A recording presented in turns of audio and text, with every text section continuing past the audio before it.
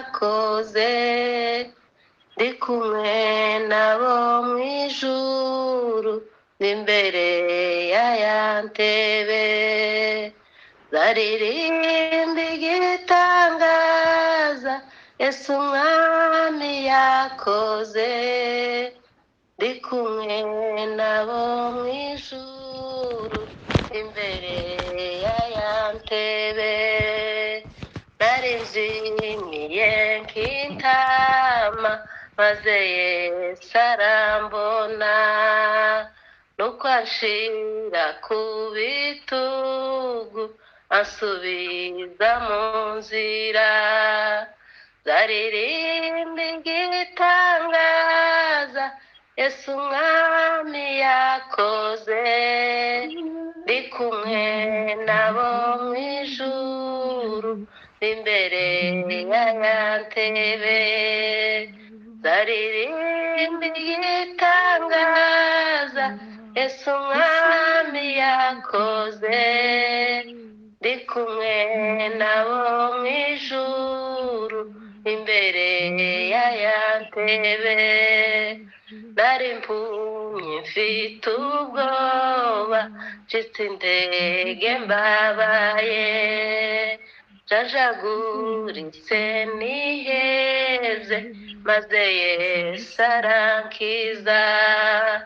zaririmba igitangaza Yesu umwami yakoze ndi kumwe nabo mu ijuru imbere y'aya ntebe zaririmba igitangaza Yesu umwami yakoze ndi kumwe nabo mu ijuru imbere y'aya ntebe ndacabona ibimbabaza haracari ibindusha nyamara ubwo turi kumwe nzi yuko ntaco nzaba zaririmba igitangaza Yesu umwami yakoze ndi kumwe nabo mu ijuru imbere y'aya ntebe azanyuza no mu rupfu ntambuke nagwa ruzi maze nifata hakurya ndasanga yabankunda zaririmba igitangaza Yesu umwami yakoze ndi kumwe nabo mu ijuru imbere y'aya ntebe zaririmba igitangaza Yesu umwami yakoze ndi kumwe nabo mu ijuru imbere y'aya ntebe. Amen. Amen. Amen. Amen. Twongere turirimbe 210. Hari ijwi riri kunsubiramo. Nimuze ngabo za Yesu tuje mu ntambara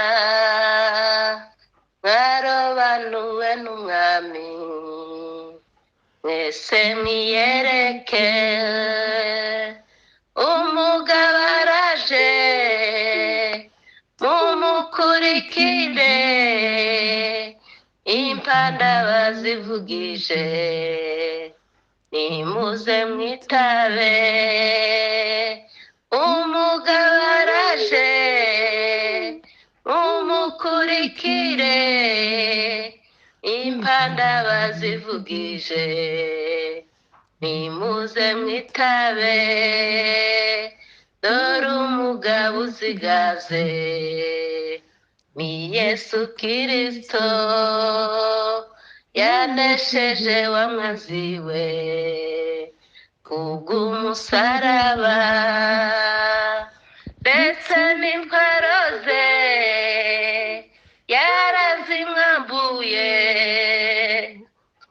twashobora kunesha se Yesu atugwanira ndetse n'intwaro ze yarazimwambuye twashobora kunesha se Yesu atugwanira mwiyumanganye mu byago mugiye kubona murinde imitima yanyu itagwa mu gicu intwari y'umwami ntiyita ku by'isi ntikwijimera ngo ibone kunesha satani intwari y'umwami ntiyita ku by'isi ntikwijimera ngo ibone kunesha satani mutwara intwaro z'umwuka nizo mukwiriye inkota icyayiboneye ni ijambo ry'Imana muryemere mwese niryo ribakiza mugizere mu mitima niho muzatsinda muryemere mwese niryo ribakiza mugizere mu mitima niho muzatsinda Imana ibaha imbaraga mugwana intambara umwami niwe ubigisha kunesha abanzi be mukomere cyane mugiye kunesha muhabwe ingabire nziza zabatabarutse mukomere cyane mugiye kunesha muhabwe ingabire nziza zabatabarutse mukomere cyane mugiye kunesha muhabwe ingabire nziza zabatabarutse amen amen amen Imana igweze imigisha arakoze umuririmbyi wacu reka twumve Pastor Alex uri Kigali karibu murakoze cyane Imana ibaheze umugisha reka dufatanye kuririmba indirimbo ya 90 mu gitabo cy'agakiza yego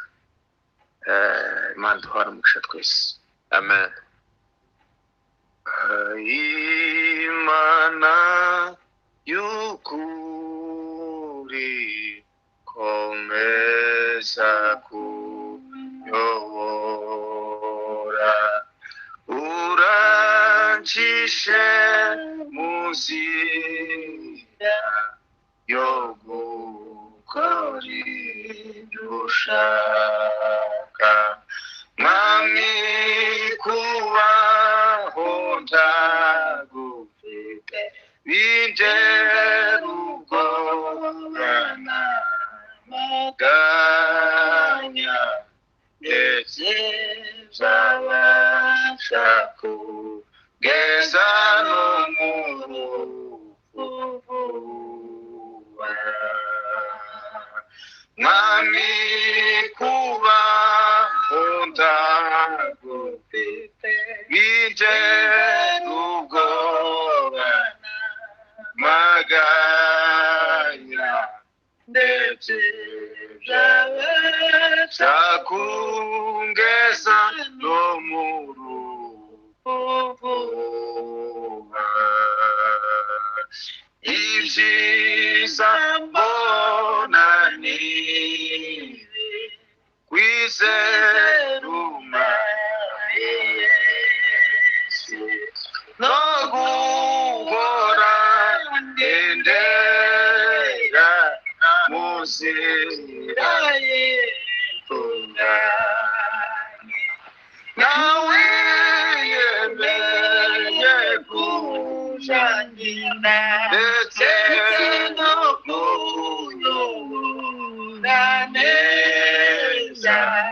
ameshano kwishira vuba amahoro ye nawe yemeye kunshanira ndetse no kunyobora neza ameshano kwishira vuba amahoro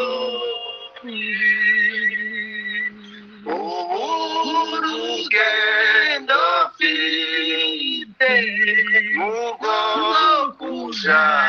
ijuru umukiza niyari naje ngiye kuja kandi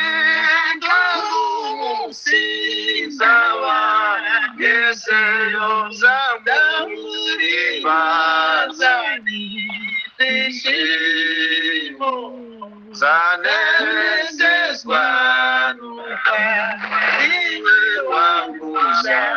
amaraso kandi umusiza wangezeyo zamuribazani zishimo zanezezwa nuka iwe wanguza amaraso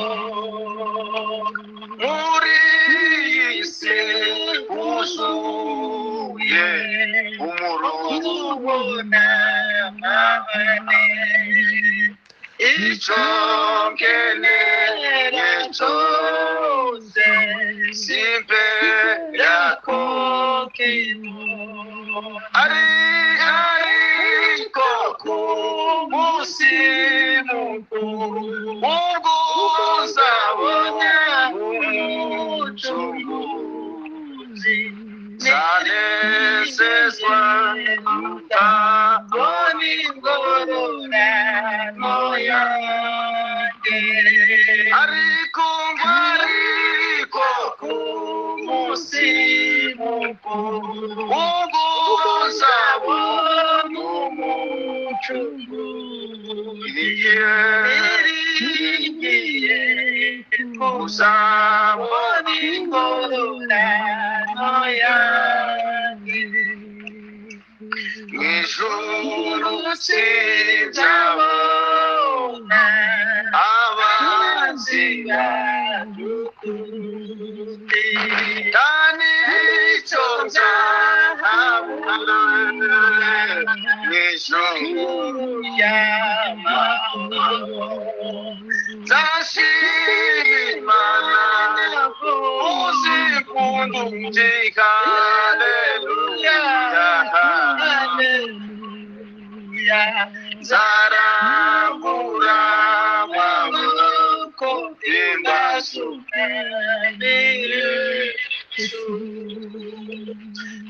nzashima Imana uzikunda umbyika haleluya haleluya nzarambura amaboko imbasukire Yesu. Haleluya. Haleluya. Bana bese migisha babarimba indirimbo nibutse ijambo nimbe mu mana umwanya wa ndabere ijambo rize muri Ezekiel 33 umurongo wa 18 na 19 some iryo jambo mama akaba yahuri wiciye reba iryo jambo muri Ezekiel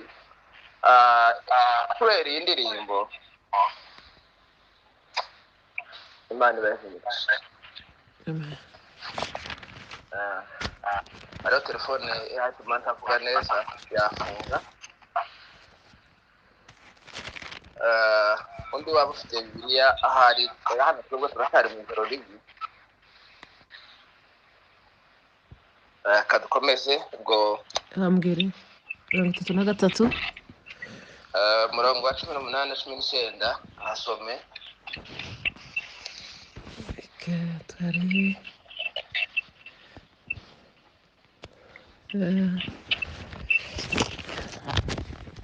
Ezekiyeli 33 uriya murongo wa 18-19 wadusomye. Sehemu yangu, rafiki yangu wewe, katika safari